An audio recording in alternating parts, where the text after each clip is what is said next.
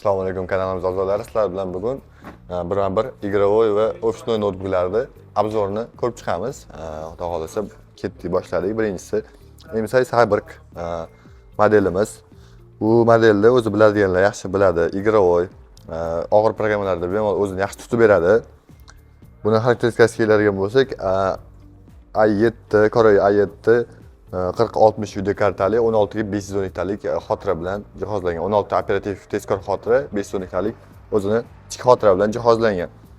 Buni podsetkalar mana ekran ramkasidagi anolar yonadi, ramkalar yonadi. O'yin o'ynayotganingizda qandaydir afishani berib turadi. Narxiga keladigan bo'lsak, narxi juda ham hamyonbop narxda. Bu 800 dan oshiq sotiladi bu model, aynan shu model. Buni sizlar uchun $790 qilib qo'ydik. Nimaga narxlar arzon liga urg'u berib ketamiz har bitta modelda. Chunki ish faoliyatimizni yaqinda boshladik. O'shaning uchun iloji boricha narxlarni arzon, hamyonbop qilishga harakat qilamiz. Qo'llab-quvvatlab kanalimizga obuna bo'lib qo'ysanglar, xursand bo'lardik. Keyingi modelimiz buni kameraga yaqinroq ko'rsatdik. Mana o'zingizlar ko'rishingiz mumkin. MSI Cyberk modeli. Bu liniyalar yonadi.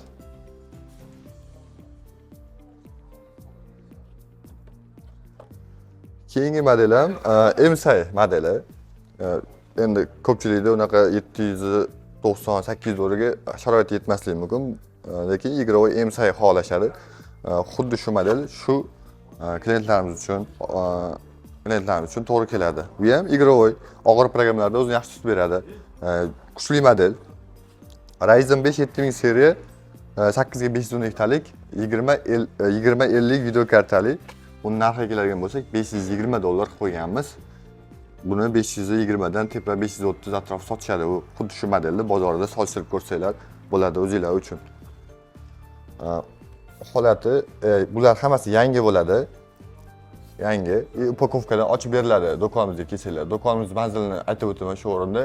Do'konimiz manzili Malika bozor A5-do'kon ko'cha tarafdan Media Market o'zi yozib qo'ygan, topib kelsanglar bo'ladi bemalol. Keyin O'zbekiston bo'ylab dastlab xizmatlarimiz ham bor. Bemalol buyurtma bersanglar bo'ladi. O'zbekiston bo'ylab dastlab xizmatlarimiz viloyatlar aro mutlaqo bepul, shahar bo'yicha o'zini ma'lum bir qiymatiga ega. Keyingi modelimiz Asus TUF Gaming. Buni ko'pchilik eshitgan, quloqqa chalingan, yaxshi bilishadi. 350 video kartali bo'ladi, Ryzen 5 bo'ladi, 7000 seriya bo'ladi. Kuchli programmalarni igrovoy, GTA 5 hammasini o'zi PUBG hammasini zo'r tutib beradi. O'yinda o'zini yaxshi holatda tutib beradi, qotmasdan, boshqa qilmasdan grafikalarni yaxshi ochib beradi. Buni ham mana videoga yaqindan ko'rsatib o'tamiz. Podsetkalari va klaviaturalari yonadi. Chiroyli model, o'ziga yarasha. Touchpadlari ham 144 Hz. Mana. Dizayni o'zgacha. Bu narxiga keladigan bo'lsak, narxini obunachilarimiz uchun $590 qilib qo'yganmiz. 600 dan baland sotishadi bu modelni. Keyingi notebookimiz Asus ViewBook modeli. Ko'pchilik bu modelni yaxshi bilishadi. Bozor chaqqon notebooklardan biri hisoblanadi. i5, Core i5 16 ga 512 talik 13-avlod hisoblanadi. Bu modelimiz ranglari ham o'zi ko'rib turibsizlar, skromniy ranglarda. Dizayni ham o'zgacha. Bular yangi bo'ladi. Yangi agar xohlasanglar shu upakovkani chiroyli qilib ochib, aksessuarlarni qo'shib, mishka ko'rik ichida обязательно bo'ladi. Bu modelimizning narxiga keladigan bo'lsak, bu model narxi $480 qilib qo'yganmiz. Buni bozorda sotishyapti, 500 atrofi, 500 dan yuqori ham sotishyapti bozorda. Aytib o'taman, yana bir bor, narxi arzonligi sababi biz o'z faoliyatimizni yaqinda boshlaganimiz uchun narxlarda iloji boricha arzonroq aytib boryapmiz. Bular hammasi yangi notebooklar. Hech qanaqa shubhasiz bemalol xarid qilsanglar bo'ladi. Hech qanaqa bu yoki open box deydi, o'sha narsaga aralashmagan yangi mutlaqo upakovka plombalari bor. Keyingi notebookimiz ham Asus ViewBook hisoblanadi. Diagonali faqat 16 dyuymli bo'ladi. Bunda diagonali 15.6 edi. Ryzen 5 seriyali 8 ga 512 talik bo'ladi bu.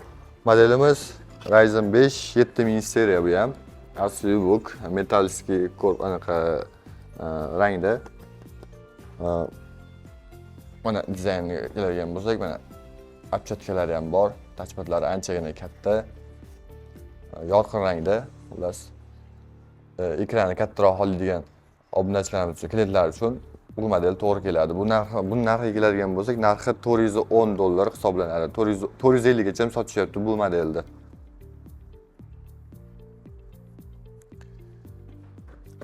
Keyingi modelimiz HP ProBook G11 465 modeli. Ryzen 5 bu ham 7000-seriya. Apchatkalari bor, 8 ga 512 talik, 16 diagonalli, Face ID'lari bor. Bu modelimiz mana apchatkalar bu yerda joylashgan. Skromniy, HP ga xos. Plus bu modelimiz ham bozori ancha chaqqon. HP ni o'zi doim bozor chaqqon bo'lgan. O'zi ko'pchilik biladi HP ni qanaqaligini. HP Bular buni narxi keladigan bo'lsak, narxini $400 qilib qo'yganmiz. $400 ga HP ProBook bu aynan mana shu xarakteristikada topishinglar ancha qiyin. Chunki 450 gacha sotishyapti bu modelimizni. Kesaylar xizmatlarimiz, o'sha programma xizmatlari hammasi mutlaqo mana shu pulli ichida bo'lib ketadi. Keyin uzum nasiyadan so'rab kelishadi bo'lib to'lashga. Uzum nasiyadan chiqadi hammasi. Agar limitinglar bo'lsa 10 minutga qolmasdan ishinglar bitadi. Uzum nasiyadan chiqazib beramiz muddat to'lovga. Va eng oxirgi modelimiz Lenovo modeli. Narxi hamyonbop arzonroq notebook xohlaganlar uchun bu aynan o'sha model hisoblanadi. 8 ga 256 talik Ryzen 5 5000 seriya. Buni ham skromniy, yaxshi model, bemalol ofisnoy ishlarda hamma ofisnoy ishlar nima ketsa, o'shalarga hammasiga tushadi. Ochilib yopilishlari o'zlar ko'rishingiz mumkin. Bu narxi keladigan bo'lsak, narxini $300 qilib qo'yganmiz. $300 ga juda ham yaxshi narx. Bu xarakteristikaga, bu modeliga. Lenovo 5625. Google'dan yoki o'z internet saytlarida bemalol ko'rib, narxini bilsanglar bo'ladi. $300 ga bu modelni topishlar ancha qiyin. Keyin yana bitta masala, bizning Instagram, Telegram sahifalarimiz bor. O'shalarga obuna bo'lib qo'ysanglar, bundan arzon notebooklar yana MacBooklarni joylab boramiz, har kuniga joylab boramiz. Narxlardan baxabar bo'lib turasizlar, ko'rib arzonligiga o'zingizlar guvoh bo'lasizlar.